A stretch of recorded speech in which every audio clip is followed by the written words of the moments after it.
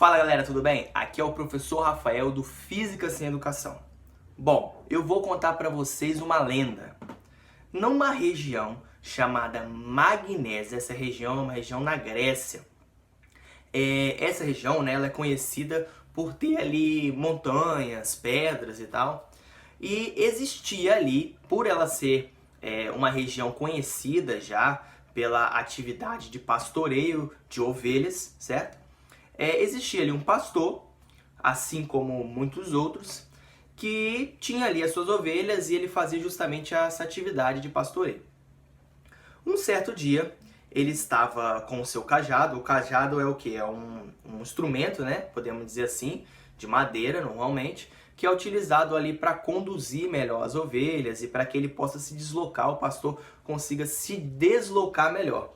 E esse cajado desse pastor, ele teve uma brilhante ideia de colocar ali na ponta desse cajado uma ponta metálica. E para que isso? Para facilitar o seu deslocamento, para não ter o desgaste ali da ponta do cajado. E ele colocou essa ponta metálica. Era ali mais um dia comum, como qualquer outro dia de trabalho dele. Só que aconteceu uma coisa interessante. Ele estava ali caminhando, quando de repente o seu cajado ficou grudado na pedra. E ele não entendia aquilo, ele falou, meu Deus, o que está acontecendo? Será que é uma mágica? O que está acontecendo? E ele percebeu que ele não conseguia ele tirar até que ele conseguiu soltar o seu cajado. Ele foi de novo, colocou o cajado e mais uma vez ele ficou preso. Então ele percebeu que aquela pedra ali, ela tinha algo diferente, algo misterioso. Ela tinha a propriedade de atrair aquele objeto metálico. E ele foi e colocou outros materiais, e esses materiais não se atraíram, somente aquele que era metálico.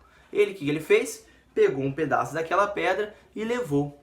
Mais para frente descobriu-se que aquela pedra tinha uma propriedade de atrair objetos metálicos. E o nome dessa propriedade foi chamado magnetismo. E qual foi o nome da pedra que foi dado? Magnésia. Por que magnésia? Desculpa, magnetita. Por que magnetita? Em homenagem à cidade magnésia. Só que algumas pessoas ainda dizem que o nome da magnetita não é por causa da cidade, é por causa do pastor. Eu prefiro acreditar que é por causa da cidade, então vamos ficar assim. E quais propriedades aquela pedra tinha? Ela tinha uma propriedade, a primeira propriedade é de atrair o quê? Metais. Então a primeira propriedade aqui que eu vou falar com vocês é a questão da formação de polos. Como assim? Se eu tiver um ímã, vamos imaginar que este pincel aqui é um ímã. Quando eu jogar aqui limalha de ferro próximo, observou-se que entre as pontas aglutinava mais limalha de ferro. A limalha de ferro é um ferro ali bem fino, né? Podemos dizer assim, granulado. E ele aglutinava mais limalha aqui nesses pontos. Isso significa o quê? Significa que no meu ímã eu vou criar uma coisa chamada polos. Então vamos pensar que esse aqui é um ímã, eu vou ter dois polos, um polo do lado de cá e um polo do lado de lá. E foi convencionado que eu chamasse um de sul e o outro de norte, tá bom? Então essa é a primeira propriedade do ímã, ele possui polos. Então galera, agora eu vou falar sobre outras duas propriedades aí dos ímãs. A segunda propriedade, a primeira nós já falamos aí, que é a questão da criação de polos. E a gente chamou um polo norte e um polo sul.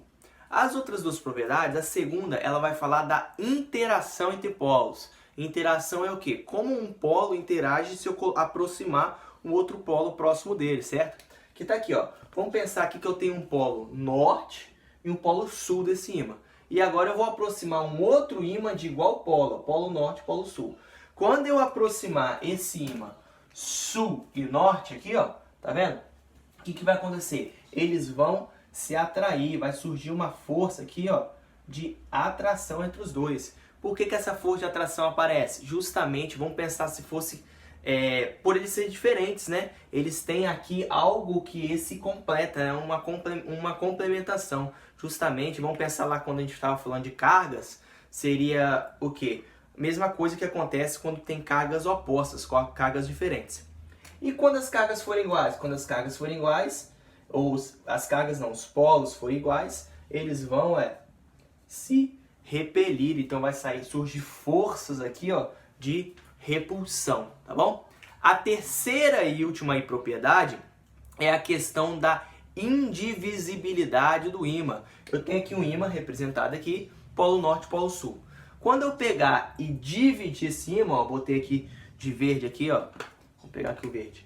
Peguei aqui de verde para mostrar que eu estou quebrando esse ímã, eu quebrei esse ímã em dois. O que acontece? Vai surgir aqui um polo norte, um polo sul, correto? Não, errado. Ele não tem essa propriedade de dividir polos. Quando eu dividir um ímã, vai ser criado naquele pedacinho do lado de cá um novo polo norte e um novo polo sul. Do lado de cá, a mesma coisa, vai ficar assim, ó. Norte, sul, norte, sul. Então eu vou criar ali outros dois ímãs com dois novos polos. Essa propriedade é a indivisibilidade dos polos, tá bom? Bom, então pegou-se aí um ímã, certo? Vamos imaginar que esse aqui seja o ímã. Polo norte, polo sul. E amarrou aí um fio, certo? Fazendo com que esse ímã não tivesse nenhum contato, nenhum atrito com nenhum lugar. E quando você pendura justamente esse fio, o que acontece? Esse ímã, ele começou a se movimentar. Como assim, professor? É isso mesmo. Eu coloquei aqui um fio e esse ímã, ele se movimentou, ele se orientou. E, coincidentemente ou não, ele se orientou movendo um dos polos para o polo norte da Terra, ou seja, para a direção norte da Terra, e o outro para a direção sul. E eu fazia isso por muitas vezes e ele se direcionava da mesma forma. Eu poderia me mexer, poderia andar e ele continuava direcionando da mesma forma. Um para o norte e um para o sul. Então observou-se alguma coisa. A Terra em si, ela tinha alguma propriedade que interagia com o meu ímã.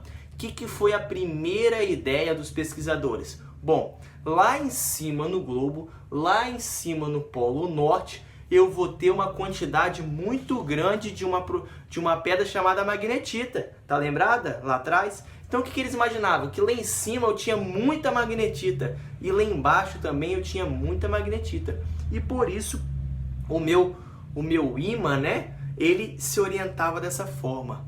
Só que depois percebeu-se que isso não era verdade. Na verdade era o quê? A própria Terra, ela criava propriedades chamadas magnéticas, ou seja, ela gerava um campo magnético, que é um assunto um pouquinho mais para frente.